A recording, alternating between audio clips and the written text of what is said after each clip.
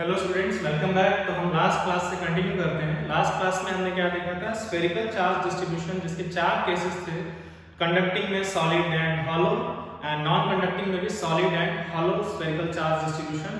उसको हमने फर्दर दो केसेस में रिड्यूस किया था, जिसमें कि कंडक्टिंग में सॉलिड एंड हॉलो में चार्ज सरफेस पे होगा, और नॉन कंडक्टिंग में हॉलो थिन स्फेरिकल शेल में भी चार्ज कहाँ होगा?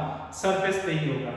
और जो हमारा दूसरा केस बना था वो था सॉलिड नॉन कंडक्टिंग स्फीयर, जिसमें चार्ज जो है वो through out the volume distributed होगा। तो अभी हम क्या देखने वाले हैं आज की क्लास में? हम जो है इलेक्ट्रिक फील्ड का वेरिएशन विद डिस्टेंस का ग्राफ बनाने वाले हैं।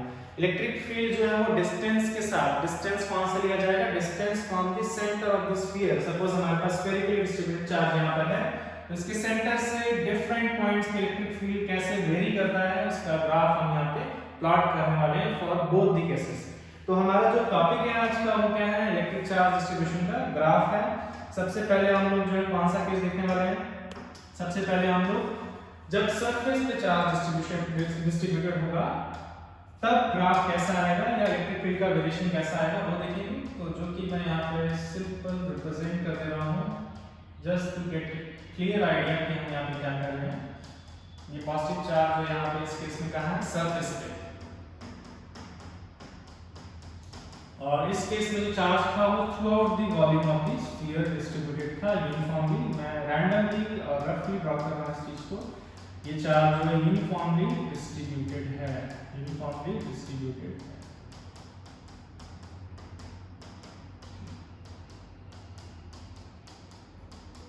अभी ग्राफ प्लॉट करना ज्यादा टफ नहीं है, क्योंकि हमने डिफरेंट डिस्टेंसेस पे जो इलेक्ट्रिक फील्ड का वैल्यू होगा उसका वैल्यू हम लोग जो है पहले ही डिराइव कर चुके हैं, तो उनको हम जल्दी से लिखते हैं। सबसे पहले जो हमने देखा था थिन स्फेरिकल शेल कंडक्टिंग हो या नॉन कंडक्टिव हो एंड सॉलिड कंडक्टिंग स्फीयर, उसके लिए E जो है हमारा आउटसाइड के पॉइंट के लिए, यहाँ पे मैं ब्रैकेट में लिख दे रहा हूँ R greater than capital R, उसके लिए हमारा E का वैल्यू आया था 1/4 pi epsilon naught R square Q by R square. ठीक है, और E का वैल्यू जो है वो at R equals to capital R, यानी कि हम सरफेस की बात कर रहे हैं, वहां पे E का वैल्यू आया था 1/4 pi epsilon not Q divided by capital R square. और अगर हम जो इनसाइड की वाली बात करें तो electric field at R less than capital R हमारे पास जो वैल्यू आया था वो 0 आया था इस केस में, क्योंकि इसमें इनक्लोज चार्ज 0 हो गया था। तो इन वैल्यूज के अकॉर्डिंग हम लोग यहाँ बहुत इजीली प्लॉट कर सकते हैं। तो हम लोग जो डिस्टेंस ले रहे हैं वो मैं मार्क कर देता हूँ कहाँ से? सेंटर ऑफ द स्फीयर से। और ये जो है यहाँ पे कोऑर्डिनेट एक्सिस भी दिखाया है, यहाँ पे मैं y में इलेक्ट्रिक फील्ड ले रहा हूँ, y में हम लोग इलेक्ट्रिक फील्ड ले रहे हैं, और x में क्या ले रहे हैं? r रेडियस या distance of the point from the centre of the sphere. तो सेंटर ऑफ द स्फीयर ये रेफरेंस के लिए हमने यहीं से लिया है, ये है सेंटर ऑफ द स्फीयर, और हम लोग जो है यहीं से पॉइंट्स ले रहे हैं। तो जल्दी से बनाते हैं इसको। यहाँ से डिफरेंट पॉइंट्स जो कि डिफरेंट रेडियस पे होंगे, ये सारे आउटसाइड के पॉइंट्स हैं। यहाँ पे सरफेस का पॉइंट हो गया, और यहाँ पे इसके बाद ये इनसाइड के पॉइंट्स हैं जो मैंने डिफरेंट कलर से, तो ये इनसाइड के पॉइंट्स को रिप्रेजेंट कर रहा है, ये सरफेस के पॉइंट को, ये आउटसाइड के पॉइंट्स को रिप्रेजेंट कर रहा है। तो ड्रॉ करते हैं इसका ग्राफ। सबसे पहले इनसाइड जो है इलेक्ट्रिक फील्ड 0 रहेगा। इनसाइड इसका रेडियस जो है यहाँ से यहाँ तक कैपिटल R है, तो हमारा R जो है यहाँ पे x एक्सिस पे है, तो उसको अगर हम लोग रिप्रेजेंट करना चाहते हैं तो वो R यहाँ कहीं दिखाया जाएगा, यहाँ पे कहीं दिखाया जाएगा कैपिटल R। कैपिटल R यहाँ पे मैं मेंशन कर दे रहा हूँ, ये R equals to capital R वाला पॉइंट है। यहाँ पे R इक्वल्स टू 0 है, और इसके बाद R जो है ये कौन सा रीजन है? R ग्रेटर देन, जो मैं यहाँ पे लिखूंगा ये वो रीजन है where R is greater than capital R। This is R equals to capital R and this region is R less than capital R। इस तरह से हम इसको दो रीजन्स में डिवाइड कर सकते हैं R के सभी पॉइंट्स के लिए। ठीक है, तो ग्राफ प्लॉट करते हैं। सबसे पहले inside electric field up to R 0 है, तो यानी कि जब तक R का वैल्यू कैपिटल R नहीं होता इलेक्ट्रिक फील्ड 0 ही रहेगा। तो हमारे सारे पॉइंट जो है कहाँ लाई करेंगे? x एक्सिस, यानी कि जहाँ पे हमने R दिखाया वहाँ पे इन सभी पॉइंट्स पे इलेक्ट्रिक फील्ड क्या है? 0 है। तो हमारा जो ग्राफ है एक्सिस स्टार्ट होगा 0 से r तक x एक्सिस से कोइंसाइड करेगा। इसके बाद क्या होता है, सडनली सरफेस पे इलेक्ट्रिक फील्ड का वैल्यू आ जाता है 1/4πε0r²। तो हम लोग r equals to capital R की बात कर रहे हैं। यहाँ पे इलेक्ट्रिक फील्ड का कुछ वैल्यू होगा जो मैं y एक्सिस पे रिप्रेजेंट कर रहा हूँ। तो इलेक्ट्रिक फील्ड का जो वैल्यू है वो कितना है 1/4πε0q/R²। ये कब है at r equals to capital R। और इसके बाद के पॉइंट्स में अगर हम देखें तो जो आउटसाइड वाले पॉइंट है वहां इलेक्ट्रिक फील्ड, अगर इसको हम केयरफुली देखें तो इलेक्ट्रिक फील्ड बाकी सारी चीजें कांस्टेंट है, electric field is inversely proportional to r²। r² का इनवर्सली प्रोपोर्शनल है और हम जानते हैं कि r² अगर इनवर्सली प्रोपोर्शनल है तो उसका ग्राफ जो है वो कैसा आता है, वो ग्राफ इस तरह से बनता है इनवर्सली प्रोपोर्शनल टू r² का, कुछ इस तरह से। तो ये हमारा क्या हो गया, ग्राफ हो गया इलेक्ट्रिक फील्ड कैसे वेरी कर रहा है with r for this first case जो हमने पहले देखा हुआ था। तो ये ध्यान रखेंगे इनसाइड वाले पॉइंट्स के लिए हर जगह इलेक्ट्रिक फील्ड 0 है, कैपिटल R की इलेक्ट्रिक फील्ड 1/4πε0q/r²। और यहाँ पे क्या है, E is inversely proportional to r²। ठीक है, इसके बाद जो है सेकंड केस देखते हैं।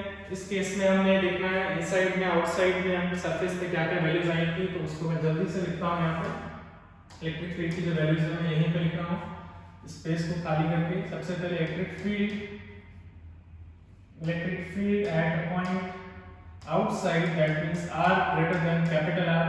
आपको वो एक्सप्रेशन याद होगा रो r/3ε0 आया था, रो r/3ε0 आया था, जिसको आप रो में q डिवाइडेड बाय 4/3πr³ लिख सकते हैं, जो आप डिफरेंट फॉर्म में दिखाई देगा वो फॉर्म में भी लिख लेते हैं।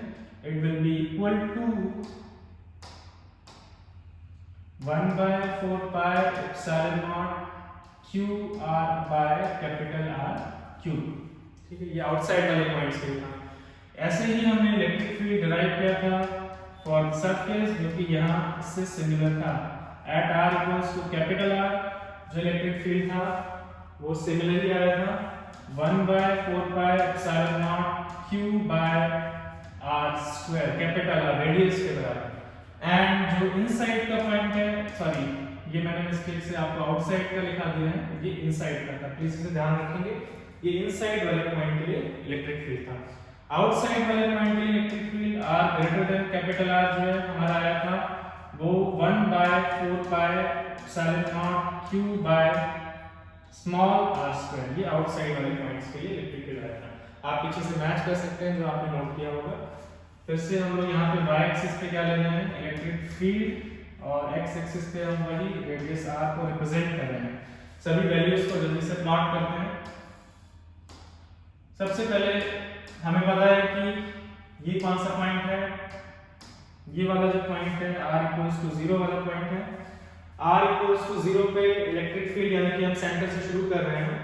सेंटर से अगर हम देखें इनसाइड वाले पॉइंट्स के लिए तो ये एक्सप्रेशन काफी यूजफुल है और ये एक्सप्रेशन हमें बताता है कि इलेक्ट्रिक फील्ड जो है r के डायरेक्टली प्रोपोर्शनल है। Electric field is directly proportional to r for points lying inside this sphere, अंदर के पॉइंट्स के लिए। तो अगर मैं यहाँ पे ये रहा हमारा रेडियस तक का distance r equals to capital R, इस पॉइंट से अंदर जो है इलेक्ट्रिक फील्ड स्मॉल r के डायरेक्टली प्रोपोर्शनल है। तो आप जानते हैं डायरेक्टली प्रोपोर्शनल के लिए ग्राफ कैसा आएगा। मान लेते हैं यहाँ पे पहुंचने के बाद हमें पता है वैल्यू कितना हो जाएगा इलेक्ट्रिक फील्ड का at r equals to capital R। Value electric field का यहाँ पहले लिखते हैं इसको 1/4πε0q/R²। बट इससे पहले electric field is directly proportional to capital R। So centre पे इलेक्ट्रिक फील्ड 0 होगा, इस पॉइंट पे ये रहा, इनके बीच में जो इन दोनों के बीच में रिलेशन है इलेक्ट्रिक फील्ड और रेडियस या distance from the centre of the point वो डायरेक्टली प्रोपोर्शनल का है। इसलिए यहाँ से ग्राफ जो है हमारा कैसे जाएगा, स्ट्रेट लाइन जाएगा, स्ट्रेट लाइन ग्राफ बनेगा because E is directly proportional to R, जो मैं यहाँ साइड में लिख रहा हूँ। ये ग्राफ क्यों आया, because E is directly proportional to R। इसके बाद हम देख रहे हैं कि आउटसाइड वाले पॉइंट के लिए जो केस इसमें था वही यहाँ पर है। आउटसाइड वाले किसी भी पॉइंट के लिए इलेक्ट्रिक फील्ड जो है वो इनवर्सली प्रोपोर्शनल टू r² है, इनवर्सली प्रोपोर्शनल टू r² है।